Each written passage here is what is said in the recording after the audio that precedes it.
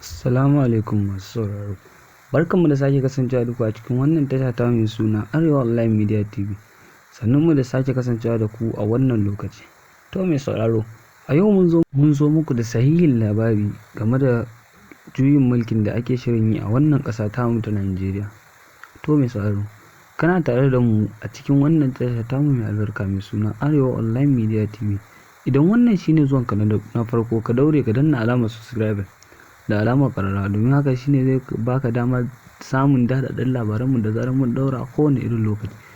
To mai sauraro, shi dai wannan maganar juyin mulki da ake ta yi, sojojin Najeriya sun karyata batun juyin mulki da ake shirin yi wa Bola Ahmed Tinubu, wato shugaban ƙasa mai ci na wannan ƙasa ta Najeriya. Mai sauraro, me ra'ayinka game da wannan juyin mulki da ake shirin yi a wannan ƙasa tamu ta Najeriya, ko kuma ake cewa wannan juyin mulkin ƙarya ne?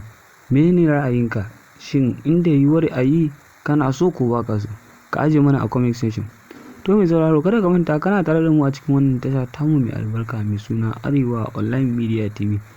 Ka daure ka danna alamar subscribing da alamar ƙararrawa, domin shine zai baka damar samun daɗaɗɗen labaranmu a kowane irin lokaci da zarar mun ɗora. To mai sauraro, a nan gaba za mu kawo maka cikakken bidiyon. To mai sauraro, kana tare da mu a cikin wannan tasha tamu mai albarka mai suna Arewa Online Media TV.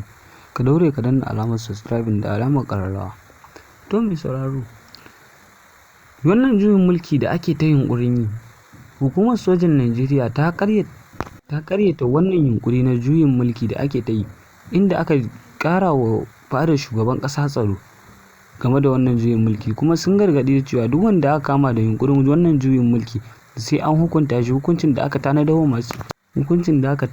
wa wa'inda ake yi wa masu juyin mulki.